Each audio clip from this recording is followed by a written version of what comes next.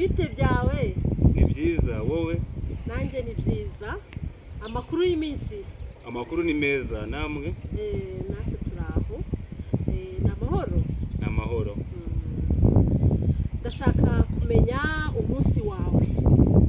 Ukora iki kuva kuwa mbere kugeza kuwa gatanu? Ukora iki muri weekendi? Umbwire amasaha y'umunsi wawe. Umunsi wawe uteye ute? Murakoze. Umunsi wanjye rero ukuntu umeze, saa 11 mba mbyutse,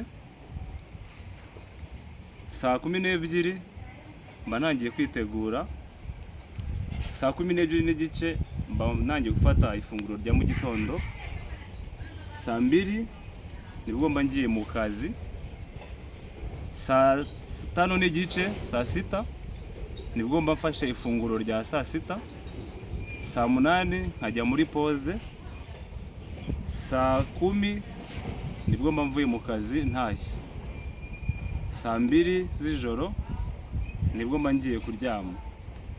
Nuko umunsi wanjye uba umeze. Ndumva umunsi wawe uteguye neza. Ese ibyo ubikora buri munsi kuva kuwa mbere kugera kwa kangahe? Yego, urebye mbikora buri munsi usibye kuwa gatanu nyuma ya saa 6 nibwo mpindura nkajya gusenga. Okay. Noneho se watubwira weekend yawe ukora iki? Nakoze muri weekend saa 11 ndabyuka nk'ibisanzwe ngasenga, nkasubira nkaryamaho gatoya, saa 2 nkongera nkabyuka nkakora siporo y'amasaha 2, saa 4 nkareba filime kugeza saa 6, saa 6 n'igice nkafata ifunguro rya saa 6, saa 8 nibwo mba ntangiye gukora izindi activité zo mu rugo, yego nko gutegura mu nzu, muri salo, mu byumba. Saa 11 nkahita njya kureba match. Iyo mvuye kureba match, ndeba match isaha 1 n'igice, navayo saa 2 nkagaruka mu rugo nkaryama. Ndumva ari byiza cyane rero. Ubwo ngubwo utubwiye muri make ibyo ukora. Ni byiza rwose. Ahubwo se wowe umunsi wawe umeze gute? Umunsi wanjye mbyuka saa 12 n'igice, mfata ifunguro rya mu gitondo saa 1 n'igice, hanyuma nkasoma, nkategura umunsi wanjye. Yego. Nkategura, njyewe ndi umwarimu, nkategura amasomo ndi bwigishe uwo munsi. Yego. Nyuma yaho nkajya ku kazi, njya ku kazi saa 2 n'igice. Yego. Saa 2 n'igice. Hanyuma se iyo ugiye ku kazi utasanga hapi?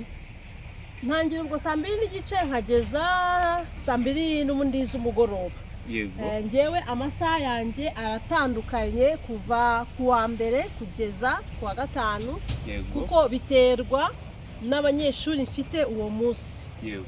Kuwa mbere nshobora kwigisha amasaha 5. Yego. Kuwa kabiri nshobora kwigisha amasaha 8, ariko umunsi w'akazi utangira saa 2 n'igice kugeza saa 2 z'umugoroba. Yego. Hanyuma birumvikana mfata ifunguro rya saa 6 hagati ya saa 6 na saa 7. Yego. Noneho ifunguro rya nimugoroba ndifata saa 2 n'igice. Yego. None se weekend harya buriya ukora iki?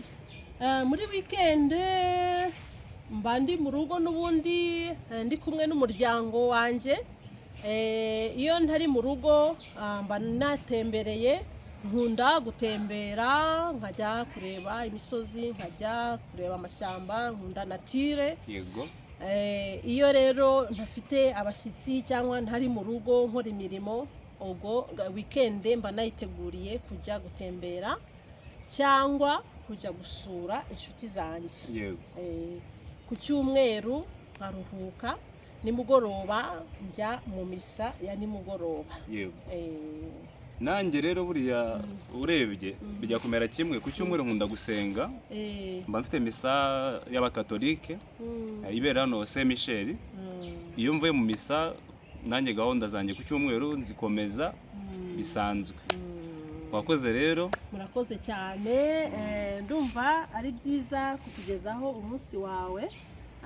Namwe rero mushobora kutubwira umunsi wanyu ukomeze, mujye muri comment section. Thank you so much for following us. Today we wanted to tell you about our day and to tell you about hours and days so that you can practice with us. Please keep following us, subscribe, and put your comments in the comment section. Thank you so much. Thank you so much, Thank Aldo, you. for today and for telling us about your day. thank you. Bye bye. Murabeho.